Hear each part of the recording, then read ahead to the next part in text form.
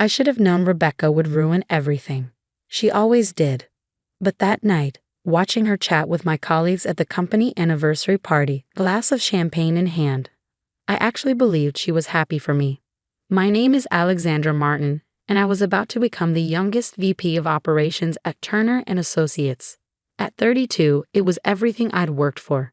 The culmination of 10 years of late nights, missed weekends, and relentless dedication. To Alex, Rebecca raised her glass, her designer dress catching the light. My brilliant big sister. Who would have thought that the girl who used to eat paste in kindergarten would end up here? Everyone laughed. Even my husband David, standing beside me, chuckled at the gentle ribbing. But there was something in Rebecca's smile that should have warned me. A sharp edge beneath the sweetness, like a razor blade wrapped in silk. I'd seen that look before, when she accidentally spilled red wine on my prom dress. When she told my college boyfriend I'd been cheating on him. When she convinced our parents to use my wedding fund for her startup idea instead. But this was different.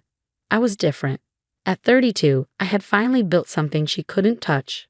A career I'd earned through merit, not manipulation. A marriage built on trust and understanding. I thought I was untouchable. I was wrong. The party was in full swing when I noticed Rebecca had disappeared. David was deep in conversation with some colleagues from accounting, and I was due to give my acceptance speech in 20 minutes. I headed to the ladies' room to touch up my makeup, my mind already on the words I practiced. That's when I heard Rebecca's voice, soft but clear, coming from around the corner. I hate having to tell you this, David, but as your sister-in-law, as someone who cares about you, you deserve to know. I froze, my hand still reaching for the bathroom door. Know what? David's voice was guarded. Rebecca, if this is about Alex. It is. I found something. On her phone. She left it unlocked at lunch last week, and I saw the messages. My heart stopped. What messages? I never left my phone unlocked, and I certainly hadn't had lunch with Rebecca in months. Messages? David's voice had dropped, taking on that quiet intensity I knew so well.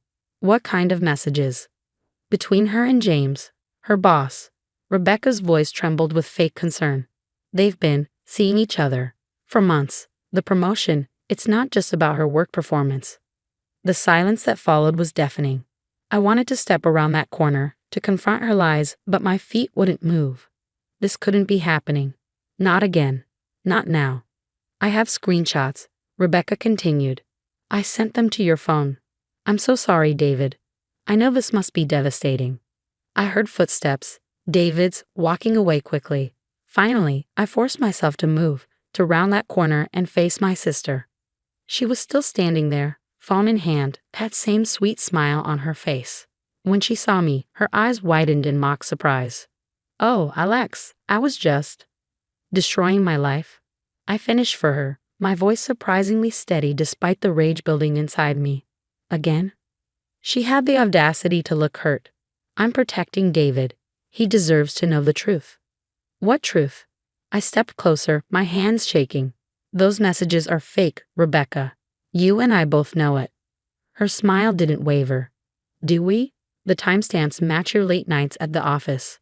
The pet names, the secret meetings. It's all there. And really, who would believe you didn't sleep your way to the top? A VP position at your age? Before I could respond, my phone buzzed. A message from David. Don't come home tonight. Or any night. I can't even look at you. I stared at the screen, my vision blurring. In the main ballroom, I could hear James, my boss, beginning the promotion announcement. But it didn't matter anymore. In the space of 10 minutes, my sister had managed to destroy everything I'd built. Why? I whispered, looking up at her. What did I ever do to you? Rebecca's smile finally fell, revealing something darker underneath. You existed, she said simply.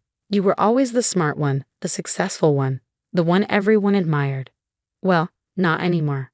She brushed past me, her expensive perfume lingering in the air. Better go tell James you won't be accepting that promotion after all. Sexual harassment scandals are so messy. I stood there frozen as my world crumbled around me. In the distance, I could hear applause as James announced my name. But all I could focus on was the message still glowing on my phone screen, and the realization that my sister had finally won. Or so she thought. Because what Rebecca didn't know, what she couldn't know, was that this time would be different. This time, I wouldn't just survive her betrayal. I would make her regret it. The next 5 years redefined everything I thought I knew about survival. The day after the party, I walked into James' office and resigned. His face showed confusion, then concern as I explained that I couldn't accept the promotion. I didn't tell him about Rebecca's lies. The shame was too fresh, too raw. David filed for divorce within a week. The evidence Rebecca had fabricated was thorough: doctored photos, fake text messages, even receipts from hotels I'd supposedly visited with James.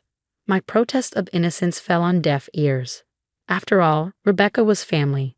Why would she lie? I lost everything in the divorce. Our house, most of our friends, even our dog. David's lawyer painted me as an ambitious climber who'd do anything for success, including betraying my marriage. The irony was bitter. I'd worked so hard to earn everything honestly, only to be branded a cheat. But Rebecca had made one crucial mistake. In her eagerness to destroy my life, she'd forgotten to consider what I might do with nothing left to lose. I left Seattle behind, moving to Boston where an old college friend had connections at Milton and Green, a rising tech consulting firm. Starting over at 32 wasn't easy, but spite is a powerful motivator. I worked harder than ever, channeling my anger into excellence. This time, I was smarter. I kept detailed records of everything: emails, meetings, project successes. I made allies instead of friends, building a network of people who respected my work rather than my personality. And I watched from afar as Rebecca's life played out on social media. She married David 2 years after my divorce. I wasn't surprised. She'd always wanted what was mine. They looked happy in their photos, traveling the world, attending charity galas. Rebecca had finally gotten the life she thought she deserved. But I knew better than to trust appearances. Through my network, I kept tabs on her career moves. She'd started a tech company, SecureShare, using Dad's connections to secure initial funding. The company promised revolutionary blockchain security solutions, and Rebecca played her part well. The dynamic female founder disrupting a male-dominated industry. I almost admired her audacity. Almost. Then came the email I'd been waiting for, though I hadn't known it until that moment. A message from Rebecca herself, arriving late one Tuesday evening as I sat in my corner office at Milton and Green, where I'd just made partner. Dear Alex, I hope this email finds you well. I know we haven't spoken in years and I understand why, but I'm reaching out because I believe we can help each other. SecureShare is expanding and we're looking for strategic investors for our Series B funding round. Your reputation in the tech consulting world is impressive. I've followed your success from afar and I'm proud of what you've accomplished. We're offering early access to this investment opportunity to a select group of individuals. Given your expertise and our family connection, I wanted to extend this offer personally. The potential returns are substantial. We're projecting 300% growth over the next 2 years. I know our past is complicated, but perhaps this could be a fresh start for us as sisters and business partners. Let me know if you'd like to discuss further. Best regards, Rebecca. I read the email 3 times, each word burning into my brain.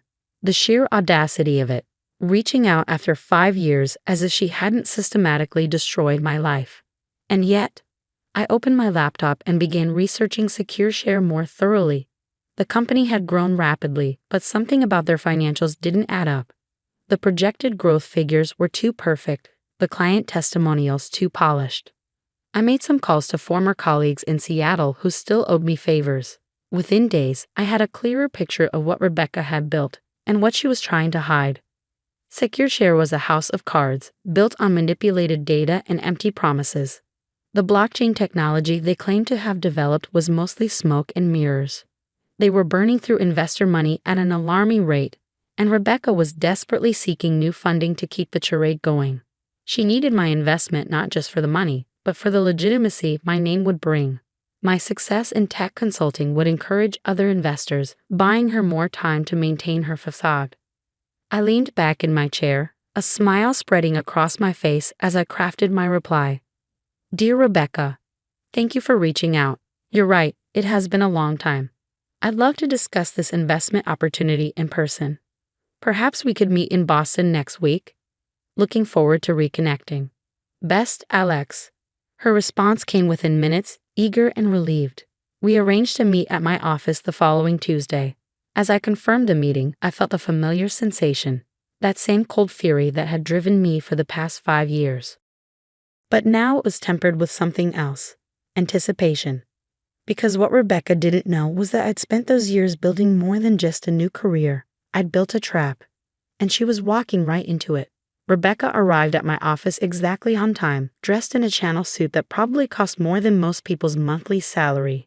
Her smile was the same one I remembered from that night 5 years ago, sweet but sharp around the edges. "Alex?" She moved to hug me, but I stepped back, gesturing to the chair across from my desk. Her smile flickered but didn't fade. "You look different. Success suits you." I sat down, studying her. Up close, I could see the cracks in her perfect facade, the slight tremor in her hands, the tension around her eyes. She was desperate, though trying hard not to show it. "Let's skip the small talk," I said, opening my laptop.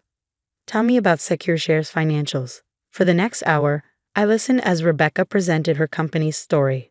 The pitch was polished, full of buzzwords and promises of revolutionary technology. But beneath the surface, I could hear the desperation growing in her voice. "We're projecting significant growth," she said, pulling up a sleek presentation. "With this round of funding." "You mean with my money?" I interrupted quietly. She paused, then smiled. "Well, yes. Your investment would be crucial. We're offering you an incredible opportunity here, Alex. A chance to be part of something revolutionary." I nodded slowly, then turned my laptop around to face her. "Something revolutionary? Like these financial records?" The color drained from her face as she recognized the internal documents displayed on my screen. Documents that showed the truth about SecureShare's hollow promises and missing funds. "How did you get these?" I finished for her. "I have friends in interesting places, Rebecca. Friends who are very good at finding things people want to hide." "Those documents are confidential," she said, her voice shaking slightly. "You have no right." "Like you had no right to destroy my marriage? My career?" I kept my voice steady, watching her squirm. "The difference is, these documents are real, unlike those fake messages you showed David 5 years ago." She straightened in her chair, attempting to regain control. "That's ancient history, and you can't prove anything about those messages." "Actually, I can." I opened another file. "See, while you were busy playing startup founder, I had experts analyze those screenshots. They found proof they were doctored. I have signed statements confirming the forgery." "So what?" Her mask finally cracked, showing the anger beneath. "It doesn't matter now. David and I are married. You can't change that." "I don't want to change that," I said quietly. "What I want is for you to understand exactly what you're about to lose." I pressed a button on my desk phone. "Send them in, please." The door opened and 3 people walked in. James Turner, my former boss from Seattle; Sarah Chin, the lead investigator from the SEC; and Michael Harrison, David's business partner. Rebecca's face went ash white. "Ms. Martin," Sarah began formally, "we've been investigating SecureShare for months. The evidence your sister provided confirms our suspicions of fraud, misappropriation of investor funds, and multiple securities violations." "That's ridiculous," Rebecca stammered, but Michael cut her off. "Save it, Rebecca. I've already spoken to David about this. The firm is severing all ties with SecureShare. We can't risk being associated with fraud." James simply stood there, arms crossed, his presence a reminder of the career she tried to destroy. Rebecca turned to me, her composure completely shattered. "You planned this," she whispered. "All of it. The investment meeting, the investigation." "Yes," I said simply, "just like you planned to destroy my life 5 years ago. The difference is I didn't have to lie. Your own actions did all the work for me." "I'll lose everything," she said, her voice breaking. "The company, my reputation, David. Now you know how it feels." I stood up, gathering my papers. "The SEC has questions for you. I suggest you answer them honestly, for once in your life." As Rebecca was led away for questioning, I sat back down at my desk, feeling strangely empty. The revenge I'd planned for 5 years was complete, but it brought less satisfaction than I'd expected. Later that evening, as I stood at my office window watching the Boston skyline, my phone buzzed with a text from David. "I just heard about Rebecca. About everything. I'm sorry I didn't believe you back then." I didn't respond. Some bridges, once burned, should stay that way. A week later, the story broke in the business press. SecureShare's collapse was spectacular. taking Rebecca's reputation with it. She faced criminal charges for investor fraud, and David filed for divorce after learning the full extent of her deceptions. I watched it all from a distance, neither celebrating nor mourning. In the end, Rebecca's downfall wasn't really about revenge. It was about justice, about showing her that actions have consequences, that the truth eventually comes to light. My new corner office at Milton and Green felt different after that day. The view was the same, but the weight I'd carried for 5 years had lifted. I'd proven something not just to Rebecca, but to myself, that success built on truth would always outlast success built on lies.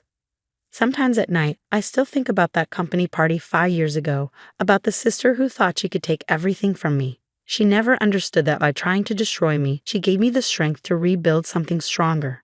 In the end, Rebecca's greatest mistake wasn't in betraying me. It was in underestimating what I would become because of that betrayal. The last I heard, she had moved back in with our parents, her dreams of success shattered by her own deceptions. Sometimes I wonder if she thinks about that night too, if she regrets the choices that led her here. But mostly, I focus on my own path forward. Because while Rebecca's story ended in ruins, mine was just beginning. And this time, I was writing it on my own terms.